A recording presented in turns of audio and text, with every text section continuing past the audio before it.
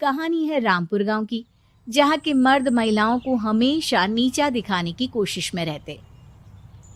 अरे अभी तक खाना नहीं आया क्या? मुझे एक और शादी करने की जरूरत है।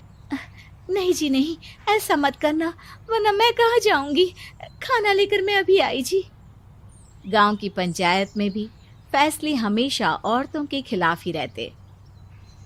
मैं जो फैसला सुनाता हूँ वो भगवान की आज्ञा होती है। इस लड़के ने अपने मन से शादी करके अच्छा नहीं किया। लड़के को घर भेज दो और इसकी शादी इसकी जाति की किसी लड़के से करवा दो। लेकिन ये लड़की, इसे तो गांव के बाहर निकाल दो। नहीं नहीं जमींदार साहब, ये क्या बोल रहे हैं? ऐसा नहीं हो सकता। मेरी बेटी मासूम है, इसे अच्छे बुरे की समझ नहीं है। अरे कहाँ जाएगी ये बेचारी? कहाँ जाएगी?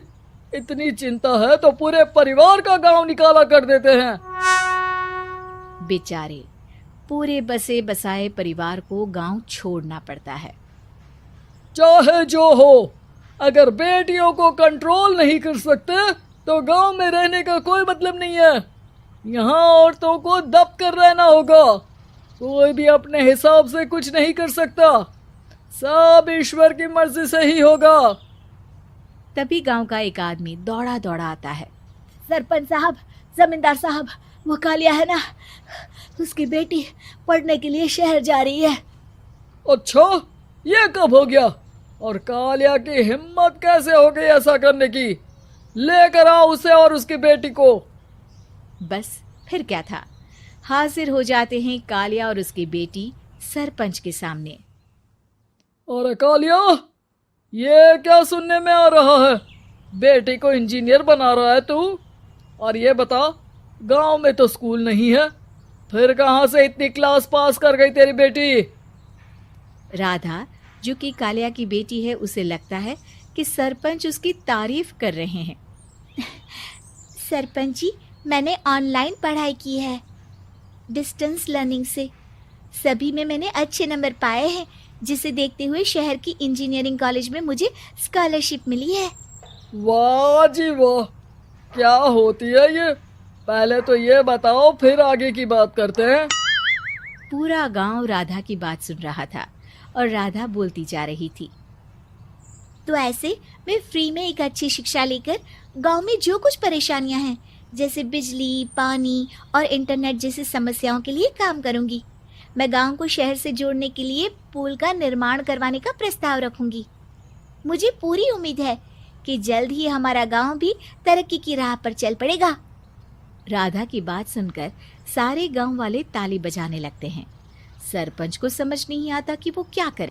चुप रह नादान लड़की, गांव के खिलाफ जाने के लिए तुझे गांव से बेदखल कर दिया जाएगा, वो भी पूरे परिवार के साथ। और हाँ, अगर ठीक से गांव में रहना चाहती है तो ये पढ़ाई लिखाई छोड़ दे। हम तेरे लिए गांव का कोई होनहार लड़का देखेंगे। तभी गांव का एक आदमी बोल पड़ता है। अरे नहीं नहीं सरपंच जी, राधा बिटिया जो बता रही है, अगर वैसा हो जाए तो हम लोगों को पैसा कमाने के लिए बाहर नहीं जाना पड़ेगा। हाँ जी, और ना ही कोसों दूर पानी के लिए भटकना पड़ेगा। हमारे बच्चे भी अच्छी पढ़ाई कर सकेंगे और आगे बढ़ेंगे, ना कि हमारी तरह खेती करते बैठेंगे। क्यों गांव वालों, राधा बिटिया का साथ देना चाहिए ना। सरपंच देखता है कि गांव राधा के साथ है तो वो चुप हो जाता है। वो घर आकर अपने सलाहकार से बात करता है, जो बहुत ही चालाक किस्म का इंसान होता है। अरे सरपंच साहब, आपको बहुत ही होशियारी से काम लेना पड़ेगा। एक बार गांव तरक्की कर गया, यहाँ के बालक पढ़ लिए तो कोई ना पूछेगा आपको। और फिर ये जो बेटा और बेटी है ना आपके, इनको भी आम लोगों की तरह ही जीवन जीना होगा।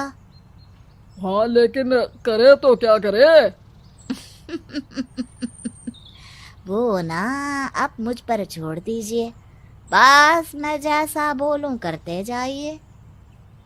अगले रोज सुबह जब गांव वाले सोकर उठते हैं तो राधा के घर के बाहर और साथ ही वो लोग जिन्होंने राधा का सपोर्ट किया था, उनके घर के आगे लाल रंग से कल आऊंगी लिखा होता है। कल आऊंगी, यह क्या होता है? अरे यह तो खून से लिखा है, लगता है कोई भूत प्रेत या चुड़ैल का साया है। चलो सरपंच जी के पास चलते हैं। सभी सरपंच के पास जाकर उसे सारी बात बताते हैं। अरे ये तो बड़ी मुश्किल की बात है। चलो मैं एक बाबा को जानता हूँ, उन्हें बुला लेता हूँ। सरपंच बाबा को लेकर गांव के घर के बाहर जाता है।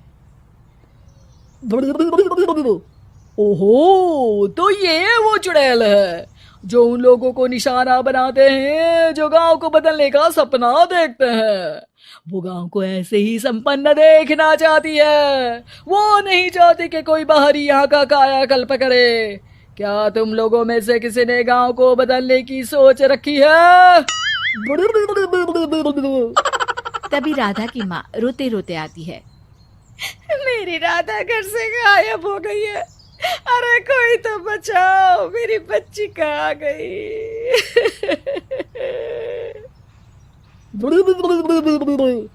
ले गई वो चुड़ैल, तेरी बच्ची को ले गई। अब वो उसे श्रापित करके छोड़ेगी, उस पर चुड़ैल का साया हो जाएगा।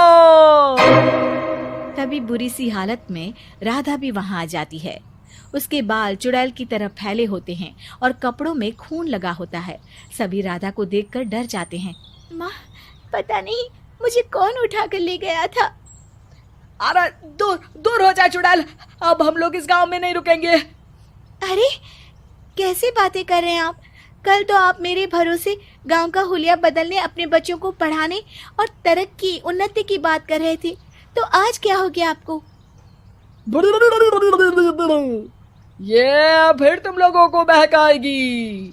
ये चुड़ैल गांव में आ चुकी है, ऐसे ही ये तुम्हारे घर के बच्चों को भी ले जाएगी।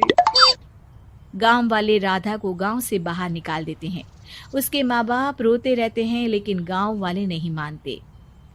मैं भी अपनी बहन के साथ गांव के बाहर रहूंगा, लेकिन वो पढ़ाई नहीं छोड़ेगी। वहीं सरपंच के घर पर सलाहकार कहता है। देखा, सांप भी मर गया और लाठी भी नहीं टूटी। लेकिन अगले ही दिन सरपंच के घर के बाहर भी वही शब्द लिखे होते हैं। और फिर सरपंच की बीवी कहती है, हमारी बेटी को किसी ने अगवा कर लिया है। तभी राधा का भाई वहां आ जाता है। अरे गांव वालों, मैंने सरपंच जी की बेटी को देखा था। वो चुड़ैल उसे उठाकर ले जा रही थी। अरे क्या मजाक कर रहे हो? नहीं नहीं सरपंच जी, आप नहीं जानते। वो चुड़ैल अब आपकी बेटी में आ जाएगी, जैसे राधा के अंदर आ गई थी। तभी सरपंच की बेटी वैसी ही हालत में वहां आती है जैसे राधा आई थी। पापा, पता नहीं कैसे मैं गायब हो गई थी। चुड़ैल, इसके अंदर भी चुड़ैल का साया है, मारो इसे। अरे नहीं नहीं, इसे भी राधा के पास गांव के बाहर ही भेज दो। अरे चुप रहो, मेरी बेटी कहीं नहीं जाएगी और चुड़ैल वुड़ैल कुछ नहीं होता है। अरे कैसे बात कर रहे हो सरपंच जी? आप तो बोल रहे थे कि आपका फैसला भगवान का ज्ञान होता है, तो अपने पर बात आई तो अब आप ऐसे बोल रहे हैं। अरे ना ना ना, आपको अपनी बेटी को त्यागना ही होगा। अरे बुलाओ बाबा को। राधा का भाई बाबा को ले आता है, जिसे अब गांव वालों के डर के कारण सच बोलना पड़ता है।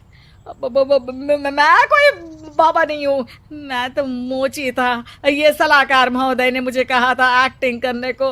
अब वो मुझे पैसे देने वाले हैं। अब मुझे माफ कर दो। गलती हो गई, मुझे माफ कर दो। तभी वहां राधा आ जाती है।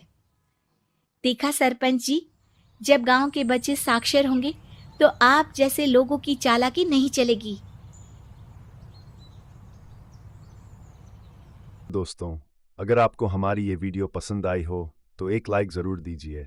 और हाँ, ऐसे ही दिलचस्प, मज़ेदार और एआई से बने देसी वीडियो देखने के लिए देसी वीडियोस एआई चैनल को सब्सक्राइब करना बिल्कुल न भूलें। हर हफ्ते आपको मिलेंगे नए वीडियो, नए किस्से और देसी अंदाज में एआई का मज़ा। तो जल्दी से सब्सक्राइब बटन दबाएं और उस घंटी को भी बजाए ताकि हमारी अगली वीडियो की खबर आपको सबसे पहले मिले। धन्यवाद और जुड़े रहिए डेजी वीडियोस एआई के साथ।